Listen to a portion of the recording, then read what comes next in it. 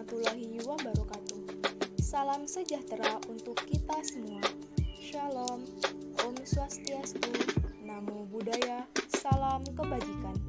Perkenalkan, kami dari kelompok 3 TPB 42 dengan dosen pengampu Bapak Ikhwanuddin MT.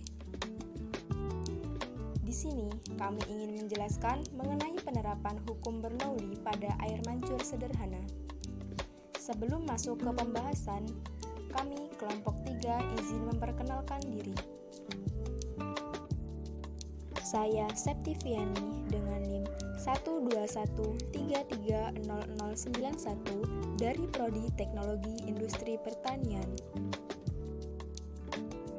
Perkenalkan, nama saya Lola Isturita Anjana, NIM 121330092 dari Prodi Teknologi Industri Pertanian. Perkenalkan, nama saya Meli Marcelina dengan NIM 121330095 dari Prodi Teknologi Industri Pertanian.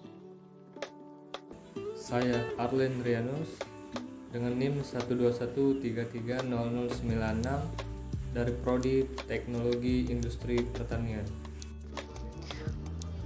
Perkenalkan, nama saya Ardi Wilaga Pratama dengan NIM 121330082 dari Prodi Teknologi Industri Pertanian.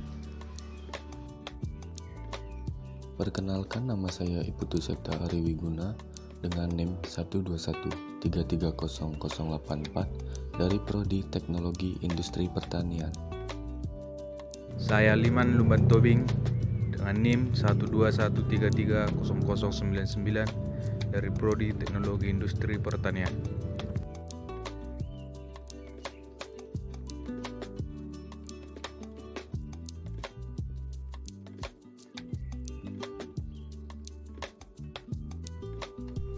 Air mancur adalah suatu pemandangan yang menciptakan suasana dengan penuh ketenangan dan kedamaian.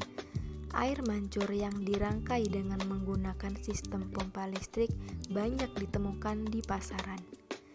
Air mancur dapat berupa tembok atau berdiri sendiri yang terbuat dari wadah seperti plastik, beton, semen, logam, dan lain-lain. Air yang ada di suatu wadah dialirkan ke wadah lain dengan beberapa tingkatan posisi yang lebih tinggi sehingga air mancur dihasilkan dengan gaya gravitasi. Cara kerja pada air mancur sederhana ini menggunakan pompa air yang dibantu dengan tenaga listrik. Alat dan bahan yang diperlukan untuk membuat air mancur sederhana diantaranya adalah tanaman plastik, solder kayu, kerikil, nampan lingkaran, pipa ukuran kecil, pot bunga, lem bakar, baskom besar, dan pompa air akuarium. Cara kerja pada air mancur sederhana ini menggunakan pompa air yang dibantu dengan tenaga listrik. Pada dasarnya, cara kerja pompa air ini yaitu dengan menghisap air yang ada di sekitarnya, lalu air akan terdorong sesuai dengan prinsip fluida dinamis yang menyatakan bahwa molekul fluida pada suatu tekanan atmosfer akan saling mendorong dengan molekul pemuda lain dan mengakibatkan aliran fluida akan terus-menerus mengalir menuju bagian atas dengan bantuan tenaga listrik. Pengertian fluida dinamis.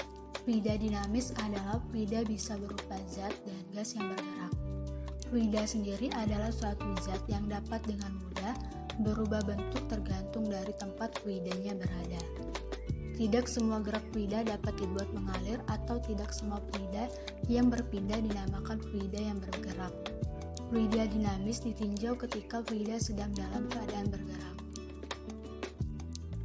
Aliran fluida dibagi menjadi dua, yaitu 1.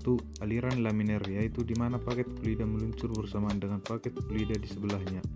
Setiap jalur paket fluida tidak berseberangan dengan jalur lainnya.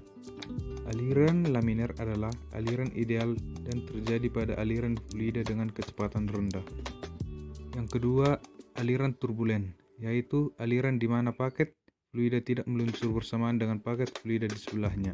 Setiap jalur paket fluida dapat berseberangan dengan jalur lainnya. Aliran turbulen ditandai dengan adanya pusaran-pusaran air atau vortex dan terjadi jika kecepatan aliran yang tinggi. Hukum bernauli pada air mancur. Dinamo yang ada memberikan tekanan, sehingga menghasilkan dorongan untuk air agar dapat naik dan mengalir kembali ke bawah. Hal tersebut menjadikan kecepatan pipa bawah lebih cepat dibandingkan pipa atas. Kelebihan dan kekurangan dalam kelebihannya meliputi: yang pertama, alat yang dibutuhkan mudah didapat di sekeliling kita. Yang kedua, cara membuatnya mudah karena tidak membutuhkan teknik khusus untuk menjalankannya. Sedangkan kekurangannya, dibutuhkan ketelitian saat melubangi paralon dengan nampan di atasnya agar berdiri tidak miring.